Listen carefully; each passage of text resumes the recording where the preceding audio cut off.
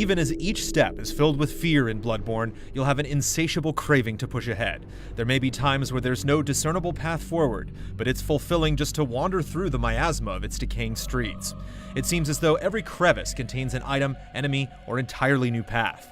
Yharnam and its outlying areas are so huge and filled with so many secrets that there's always something to uncover, making the urge to explore even more intense.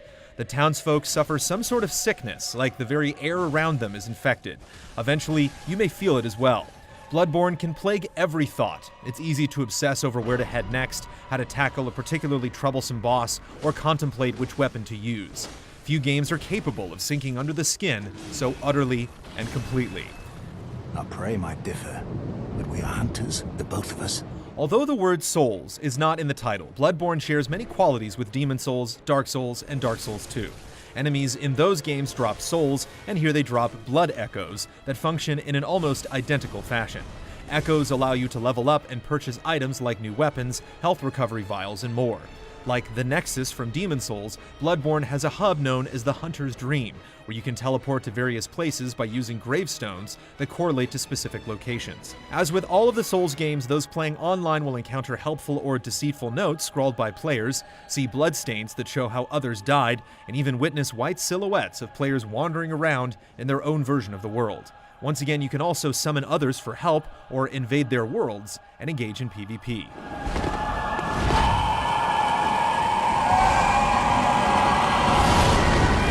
Yet it's not the similarities that make Bloodborne so gripping.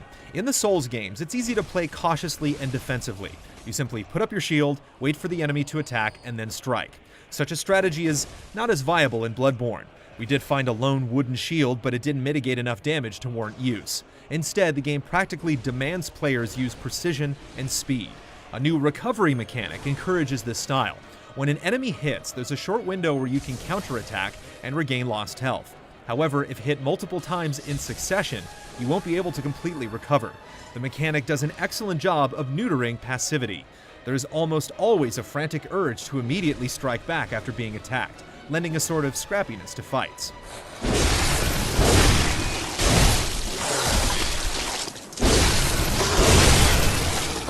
Because players lack defensive options, proper rolling and dodging is more vital than ever. Veterans of the Soul series may or may not find it a tough adjustment, depending on their playstyle. But either way, once you get a rhythm down, it feels excellent. There's a moment where it all clicks, and suddenly you're able to cleave through foes without taking so much as a scratch. In the Souls games, you can truly sense yourself getting more skilled, and each victory is rightfully earned. The same is true of Bloodborne, but it's even more pronounced because of the dexterity required.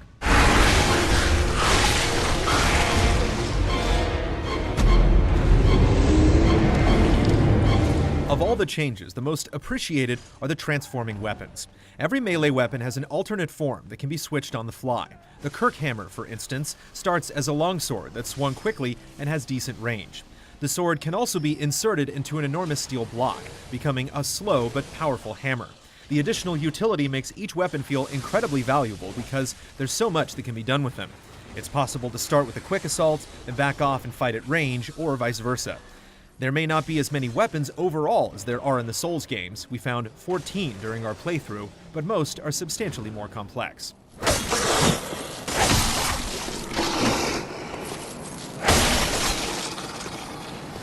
Firearms perfectly complement the available arsenal and can be equipped when wielding a one-handed melee weapon. Many don't do significant damage on their own unless a specific stat is leveled up, but they're excellent at creating space.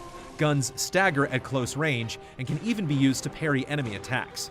Very limited ammunition means that you can't overly rely on them, rewarding those that carefully pick shots. They also just feel fantastic. Whether it's the deep roar of the blunderbuss, the quick snap of the pistol, or the resounding crash of the cannon, each is absolutely menacing. The weapons are already fascinating on their own, but get even more interesting with blood gems. These items can be slotted into both melee weapons and firearms, giving them different effects. Some simply increase raw power, while others offer augmentations like poison damage. Blood gems are not especially inventive items, since similar things have appeared in plenty of RPGs, but the concept meshes with the style of Bloodborne exceptionally well. Because the game is so difficult, sometimes it's best to take a new approach, and blood gems accentuate that philosophy even further. They may be just what's needed to achieve success during a tumultuous situation. Supplementary mechanics provide even greater variety. Runes act like rings from the Souls games, giving specific benefits when equipped, such as more health or increased parry damage. Unique items essentially replace magic. They cause powerful and occasionally grotesque effects using bullets as a resource. There's even a very special mechanic that we won't spoil. It's definitely a bit obtuse, so don't be surprised if you're confused at first. Bloodborne slowly unravels itself to the player in such a way that it feels like there's always something to discover. The game shows even more restraint than the Soul series, giving it a sort of perpetual allure. Just when you think you have it figured out, a new twist comes along and changes things, remaining true even at the very end and beyond.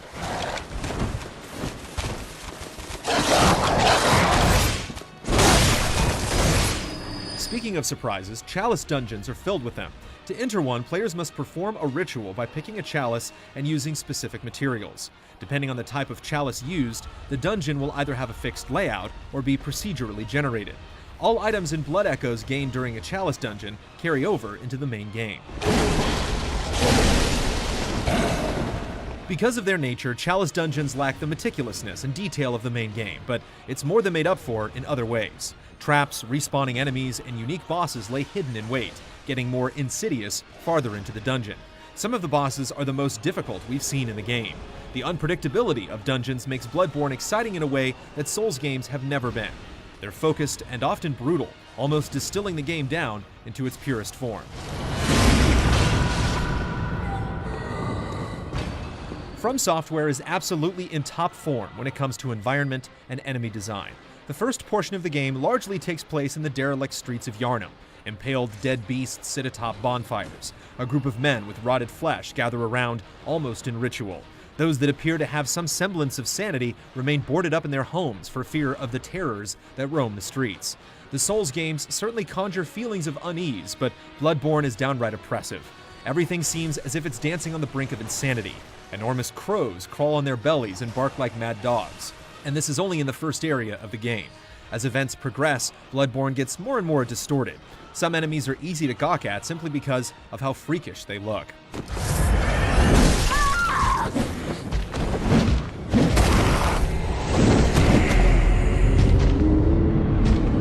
Perhaps it goes without saying, but the story is expectedly cryptic. NPCs and item descriptions hand out tidbits at a time. New information casts doubt on what was previously discovered. It's unquestionably disorienting, but purposefully so. Bloodborne seems more intent on evoking emotions through its creatures and areas than telling a linear story. Where the game differs from the past is that it prods at different things than before.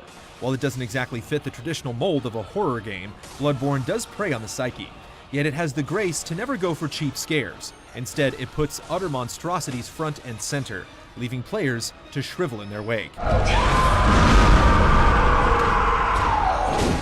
Nothing is as fear-inducing as the boss fights. Not being able to absorb significant damage with a shield requires you to learn patterns, master dodging, parry, and wait for the right time to land quick strikes. The best bosses are also the most surprising, undergoing multiple transformations. Because of this, battles are often more dynamic than the ones encountered throughout the Souls games. There are a few fights that are overly straightforward, but most are exhilarating. Bless us with blood. It's frustrating that some of these moments are undermined by a few technical issues. The frame rate can be inconsistent, ranging from completely smooth to distractingly choppy. Our worst moment happened during a boss fight, where performance slowed to a crawl. A patch came out during our review process, but that didn't seem to make a substantial difference. There are also abundant and lengthy load times. Every death or warp to a new area produces a 30 to 40 second load with nothing to stare at but a white title on a black background. The issue wouldn't be so noticeable if players could warp from one area to another, but the game throws in an unnecessary step. You must first warp to the hub and then to a different location, sitting through two separate loading screens as a result. It's possible to travel from one bonfire to any other in the Dark Souls games, making Bloodborne a puzzling step back in that regard.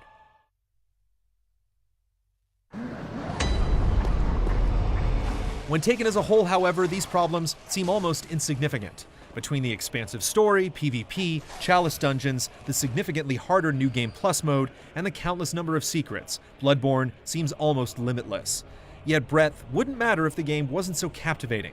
Several moments had us in awe, making us feel things we haven't felt since the original Dark Souls. Whatever it takes, find a way to join the ranks of the Hunters.